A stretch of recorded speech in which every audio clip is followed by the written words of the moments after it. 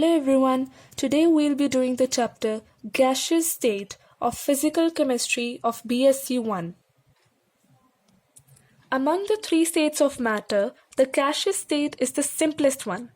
Gases show maximum uniformity in their behavior irrespective of their nature. The kinetic theory of gases was the first theoretical attempt to explain the behavior of gases. So now, let's read the postulates of kinetic theory of gases. Number 1. All gases are made up of tiny particles which are called molecules. The molecules are separated from one another by large distances so that actual volume of the molecule is negligible as compared to the total volume of the gas. The molecules are not stationary, that is, they are moving. They are moving in all the directions and they are colliding with one another as well as with the walls of the container. The molecules are hard spheres and collisions are perfectly elastic. What is elastic? That means there is no loss of kinetic energy. But the energy can be transferred from one molecule to the another. The pressure of the gas is due to the bombardment of gas molecules on the walls of container. The average kinetic energy of the gas molecules is directly proportional to absolute temperature. That is, the kinetic energy of all molecules, the sum of kinetic energy of all molecules divided by the number of molecules, which is directly proportional to absolute temperature. Number 7. The forces of attraction or repulsion between the gas molecules is negligibly small. That means we can neglect it. Number 8. Gravitational force on the molecules is also negligible. The next topic is ideal gas equation, that is deviation from ideal behavior. Now, firstly we'll see what is an ideal gas and what is a real gas. Real gas is also called a non-ideal gas. A gas which obeys all the general gas laws and the equation PV is equal to nRT is called an ideal gas. Whereas the gases which do not obey gas laws and the ideal gas equation are called real gases or non-ideal gases. So we have two names, ideal and perfect gas, real and non-ideal gas. Both of them are same. At low pressure and high temperature, real gas behaves like ideal gas. So this is the most important point on which the further theory is based. At high pressure, that is when pressure is high and temperature is low, the actual volume of molecules of real gas, that is non-ideal gas, are not negligible. They are not negligible.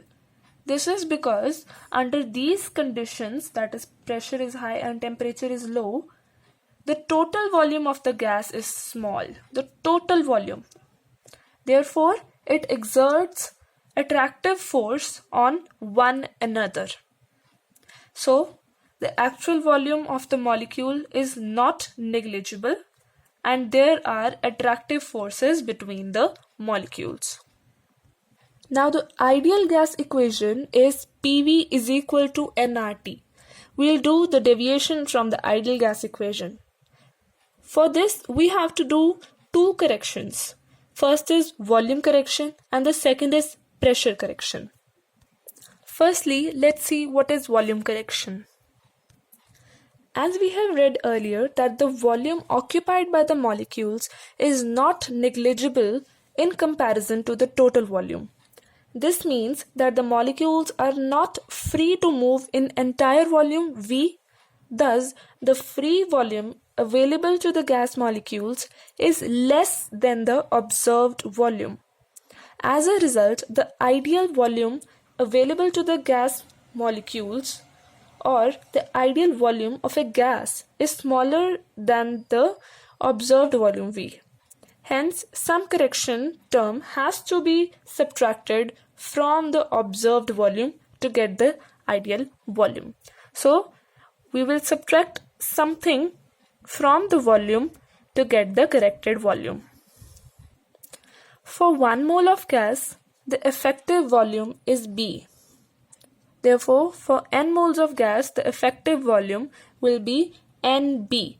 NB is also called the correction term. This is the correction volume or the excluded volume. So, from the actual volume, when we subtract the correction term, we get the corrected volume. Next is corrected pressure.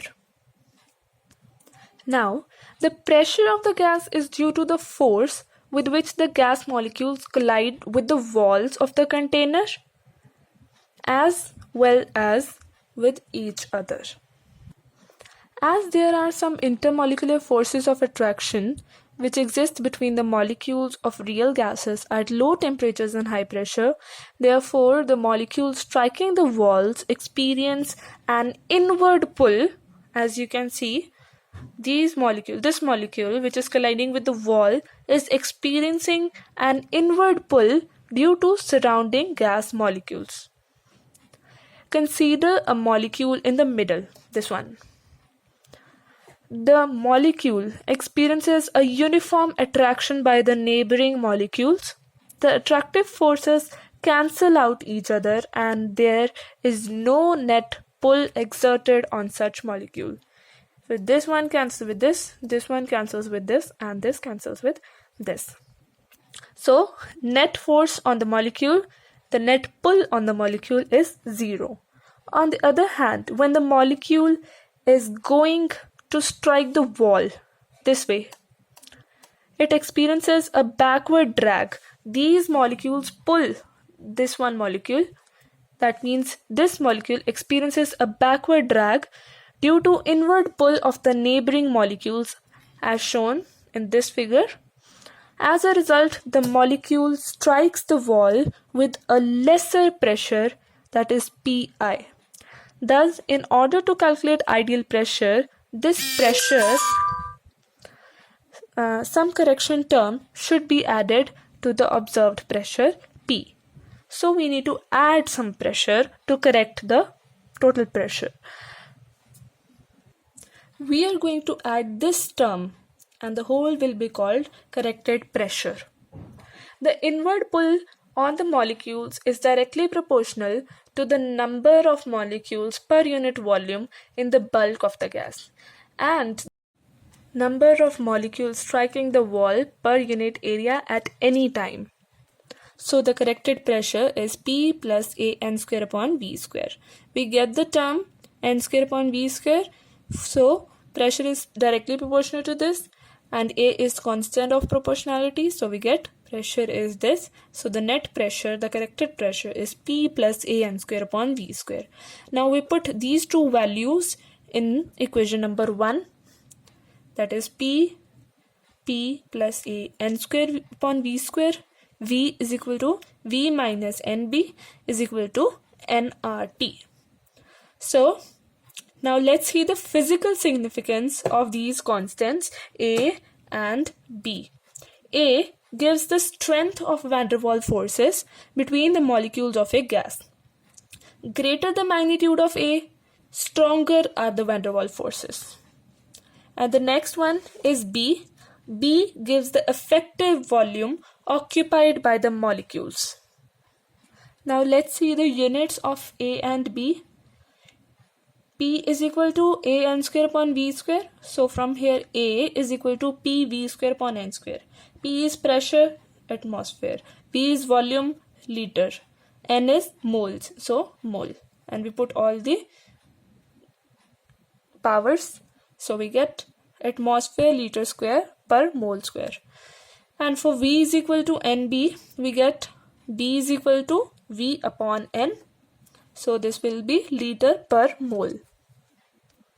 So on the basis of van der Waals equation, let's explain the behavior of real gas.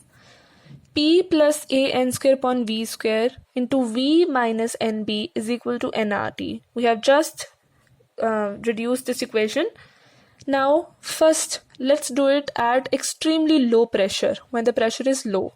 So, when the pressure is low, we have to neglect this. So, when this is neglected, we neglect NB also. The net will be PV is equal to nRT, which behaves like an ideal gas.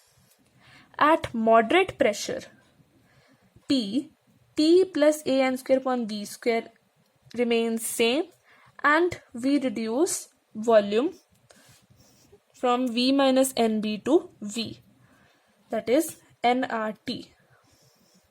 As 1 mole, for 1 mole, PV is equal to RT. So, P plus A upon V square, that is when we put N is equal to 1, and here V is equal to RT. We are doing this for this equation, right?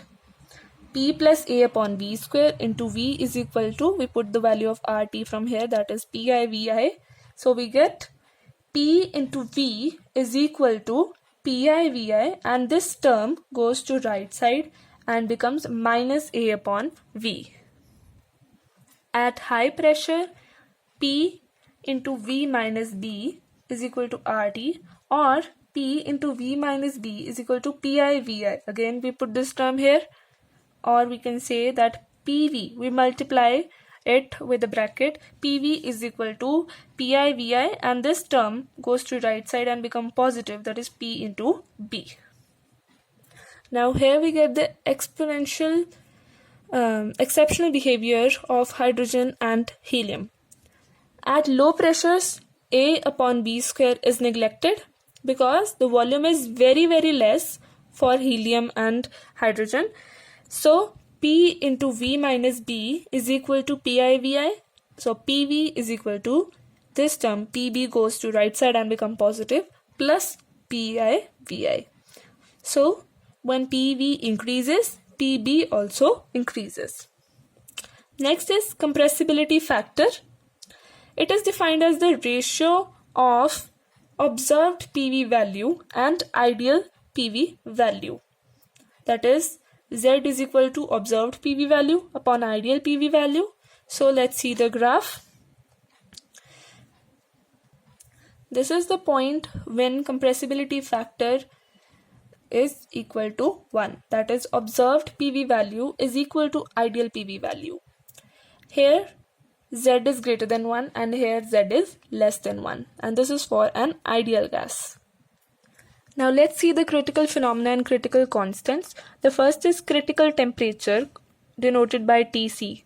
The temperature above which the gas cannot be liquefied howsoever high pressure may be applied. Critical pressure, that is Pc, is the pressure necessary to liquefy a gas, as its critical temperature is called critical pressure. Critical volume, Vc, that means the volume which 1 mole of the gas occupy at critical temperature and critical pressure is called Vc, that is critical volume. So Tc, Pc and Vc are the critical constants. Now let's see PV isotherm of real gas. This is PV isotherm for real gas. Let's see this. This is also called Andrew's study on critical phenomena, or the isotherms of carbon dioxide. Andrew in 1869 studied the critical phenomena in detail. He measured the variation in volume of carbon dioxide with pressure at different temperatures. These are different temperatures, and it is a graph between pressure and volume. The results of Andrew's experiment are shown in this diagram. In each of these graphs, the volume is plotted against pressure at a constant temperature. The plot P versus V at constant temperature is called isotherm. Hence, its name is isotherm. The PV isotherms of carbon dioxide at different temperatures is shown in this diagram. Number 1, isotherm at 13.1 degrees Celsius. The isotherm at this temperature consists of 3 parts: the curve AB, the curve BC, and the curve CD. Right? Let's see the curve AB first. It is a PV curve for gaseous carbon dioxide. Here it exists in gaseous state. At point A, this point, gaseous CO2 exists at low pressure. Here the pressure is low, as you can see from the diagram. And as the pressure is increased, the volume decreases, because the volume is going to this side, the volume is decreasing, right? So the volume is decreased along AB. Thus the curve AB represents the compression of CO2 gas. This is compression, that is, pressure is increasing and volume is decreasing. At point B, the liquefaction starts, that is, it starts from becoming gaseous to liquid form, and the volume decreases suddenly. So the volume decreases suddenly, right? Here the volume. Now let's talk about this straight portion BC. This horizontal portion BC, along this horizontal part of the isotherm, the liquefaction continues while the pressure is held constant. So here the pressure is constant, and what is happening? The liquefaction is going on. At point C, all the carbon dioxide is converted to liquid at this place. And in the vertical curve CD, you can see this. This part of the isotherm is the PV curve of liquid carbon dioxide. The curve CD represents that there is small change in volume by increasing pressure.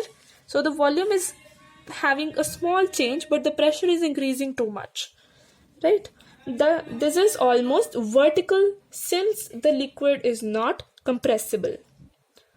So we cannot compress a liquid, right? Thus in the curve ABCD, along the curve AB, only gaseous CO2 exists. Along the portion BC, the liquid CO2 exists in liquid with the vapor form, whereas in CD, only liquid CO2 exists. So this was all about the curve ABCD at 13.1 degrees Celsius. Now let's talk about 21.5 degrees Celsius. So the isotherm EFGH at 25 degrees Celsius, it is similar to this one, 13.1 degrees Celsius. The difference is that the horizontal portion of the isotherm, that is FG, is shorter than BC. As the temperature is raised, the horizontal portion of the isotherm becomes smaller and smaller until at 31.1 degrees Celsius is reduced to a point at L. So this is reduced to L. So third isotherm is at the temperature 31.1 degree Celsius, that is KLM. It is single point. In the isotherm KLM, the horizontal portion becomes 0. The KL portion of the isotherm represents PV curve of carbon dioxide gas. At point L, there is appearance of liquid carbon dioxide. At this point, the boundary between liquid and gas phase disappears. Only the gas and the liquid have the same density and are indistinguishable. There is no indication of liquefaction above 31.1 degrees Celsius. So, the temperature above which a gas cannot be liquefied is called a critical temperature. Now, clear? The definition must be clear, right? The critical temperature of CO2 is 31.1 degrees Celsius. The point L represents CO2 in its critical state. This is important, that the critical temperature of CO2 is 31.1 degrees Celsius. The corresponding pressure is called the critical pressure, that is 72.7 atmosphere. Beyond L, when we go to M, the isotherm becomes nearly parallel to the vertical axis and makes the boundary between gaseous carbon dioxide on the right side and the liquid carbon dioxide on the left side. So this was all about Andrew's study of critical phenomena. Let's see the next topic. Next is principle of continuity of states. At the critical temperature, a gas becomes indistinguishable from liquid, indicating that the transition from a gas into liquid is not a discontinuous process, but rather a continuous process. That is, it is not possible to distinguish between gas and liquid. This is called the principle of continuity of states. Next, we have relation between critical constants, that is Tc, Pc and Vc, with the van der Waals A and B. These are the van der Waals constants. Van der Waals equation is P plus A upon V square into V minus B is equal to RT. This is for 1 mole. We multiply and we get this. Multiply and cross multiply again to get this equation. Now, from here we make an equation in V. So here is V cube, V square, V and constant. So divide by P, we get this equation. Here the 3 real factors or 2 real or 1 imaginary factor are obtained. So let firstly V is equal to C. So V minus Vc is equal to 0. V minus Vc whole cube is 0. So open the cube, we get this equation. And now here we get V cube minus Vc cube minus 3V square Vc plus 3V Vc square. V cube minus V square, we take here common and we get 3Vc plus 3Vc square V minus Vc cube. So this is an equation in the variable V. Here it is V cube, V square, V and constant. Now in the equation put P is equal to Pc, that is critical pressure, and temperature as critical temperature. We get this equation. From the previous equation and this equation we get these 3 equations, that is RTC upon PC plus B is equal to 3VC. And thus all 3 equations we can derive PC, VC and TC. So PC is equal to A upon 3V square, VC square, VC is equal to 3B and TC is equal to 8A upon 27BR. So from these we can also derive the value of A and B, that is the relation between A and AB and the critical constants. A is equal to 27R square TC upon 64 PC. B is equal to RTC upon 8 PC. We have to learn all these values. 1, 2, 3, 4 and 5 formula. We have to learn these. Correct? Now the isotherm of VW, that is van der Waals equation. This is the equation. Let's make it a cubic in V. We get this, and this is the cubic in V. This is a cubic equation in volume, which when solved for given value of pressure and temperature gives either 3 real values of V or 1 real value and 2 imaginary values of V. On substituting the values of A and B, the value of P at known temperatures are calculated. And then value of V when plotted against P for a constant temperature gives various isotherms. So let's look at these isotherms. Let me draw a clear diagram of this. It can be seen from the diagram that isotherm at temperature 304.1 Kelvin, that is the critical temperature, and above are of same type as Andrew's experiment, but below critical temperature they differ. In each isotherm, the is replaced by a wave-like portion, that is S-shaped portion. Consider isotherm at 298 Kelvin represented by DEF.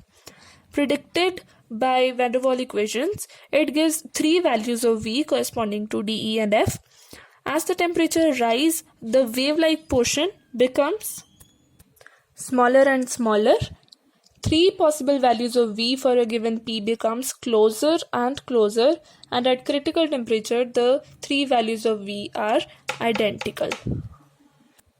Now let's see reduced equation of state. The reduced temperature represented by theta, or we say the temperature T. The pressure P is represented by pi in case of reduced pressure, and the volume is represented by phi for reduced volume. So pi is equal to P upon PC, phi is equal to V upon VC, and theta is T upon TC. So from here we can find the value of pressure, volume, and temperature. Putting it in the equation, we get this pi PC plus A upon phi square VC square into phi VC minus B is equal to R theta TC. So from here we put the values of TC, PC and VC and get this final equation, that is pi plus 3 upon phi square into 3 phi minus 1 is equal to 8 theta. Next comes the law of corresponding states. If two substances have the same reduced pressure and reduced temperature, they must have the same reduced volume, and this is called the law of corresponding states. Next is molecular speeds. Most probable speed is defined as at a particular temperature, it is the speed possessed by maximum fraction of molecules at that temperature, and it is denoted by alpha. So alpha is equal to under root 2 kT upon m, and we have to learn this formula. There is no derivation for us, for our syllabus. K is equal to R, where R means gas constant and K is Boltzmann constant. So alpha is equal to under root 2 RT upon M. We just put R instead of K. Alpha is equal to 2 PV upon M under the root. So here we know PV is equal to nRT. For 1 mole, PV is equal to RT. And M is the mass of 1 molecule. Alpha is equal to under root 2 P upon rho, that is density. The average speed is defined as the arithmetic mean of speeds possessed by the different molecules of a gas at a particular temperature. It is represented by C bar or C alpha, and its formula is under root 8 RT upon pi m. Next we have root mean square speed or RMS speed. It is defined as the square root of mean of squares. Square root of mean of squares, that means we have to take the average of squares of different velocities. It is denoted by CRMS or U. Relation between alpha, C bar and CRMS is alpha to C bar to CRMS is 1.414 to under root 8 by pi is to 1.732. So we can say that U is greater than C bar is greater than alpha. That is U C bar alpha. To this side, speed is increasing. So it is to the most right, that means it is the greatest. Then we have C bar and the least one is alpha. And these are fraction of molecules, delta N upon N. And this is number 1, this alpha is the most probable speed, I have mentioned it here. The second one is average and the third one is RMS. The next topic is liquefaction of gas. The two important conditions for liquefaction of gas is pressure must be more and the temperature should be less.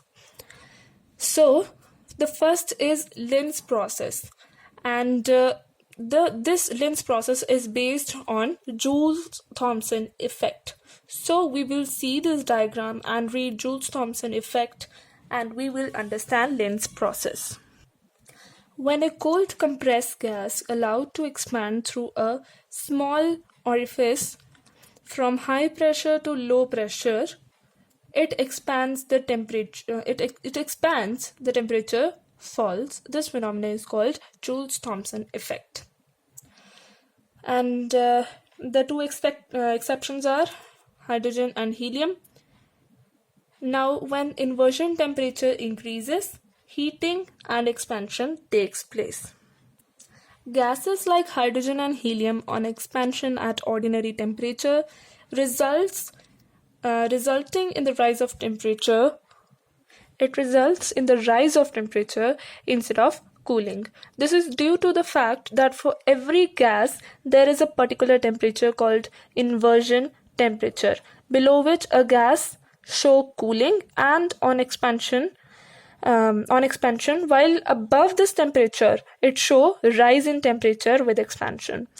So in Lenz's process, for liquefaction of gas like air based on Joule-Thomson effect. Purified dry gas is first compressed to a pressure of 200 atmosphere. Then the compressed gas is placed through the coil C, cooled by water or ammonia. The compressed and cooled gas then passed through a long tube T, as you can see in the diagram. It is passed through the tube T. Then it travels through chamber D.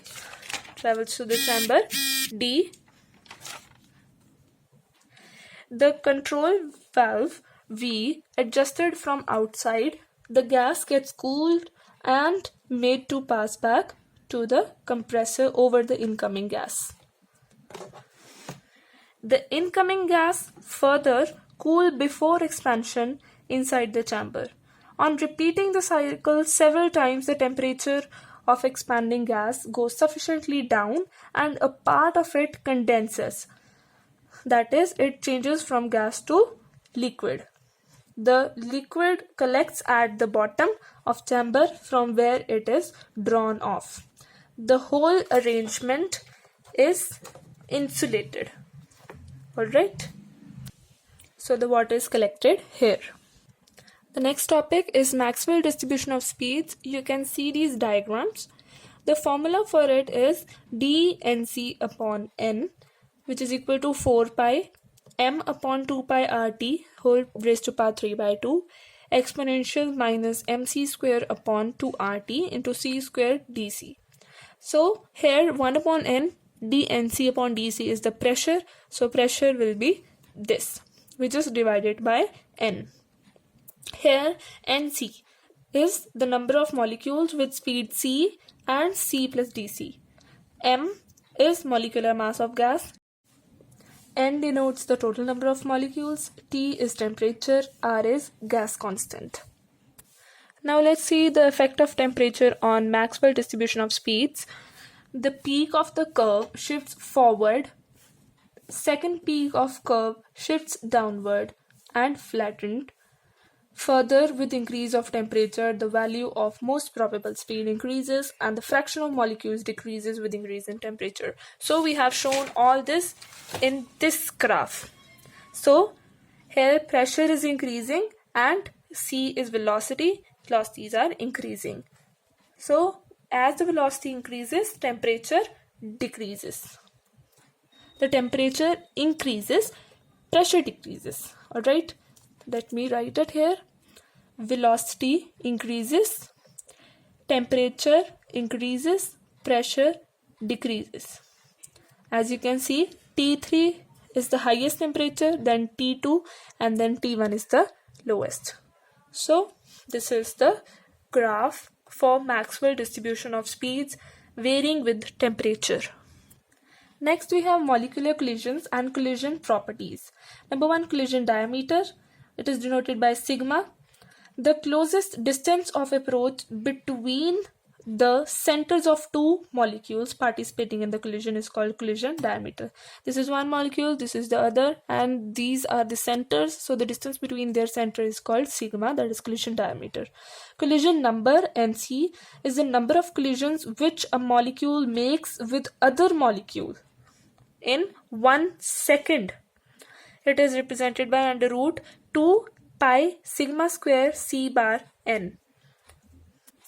Next comes the mean free path. It is denoted by L or lambda. The distance traveled by a molecule before colliding with another molecule is called free path. The mean distance traveled by a molecule between any two successive collisions is called mean free path. So between the two successive collisions, the mean distance traveled is called mean free path. So the expression for mean free path is L is equal to average velocity upon collision number, that is c bar upon nc. So let's put the value of nc, that is under root 2 pi sigma square c bar n. C bar cancels and we get L is equal to 1 upon under root 2 pi sigma square n. So mean free path is inversely proportional to number of gas molecules, that is nc, and it is also inversely proportional to square of collision diameter, that is sigma square here. So that was all about the chapter gaseous state. Don't forget to like my video and subscribe the channel, and let me know in the comments on which chapter I should make the next video, and share this video with your friends too. It would be helpful for all. Thank you.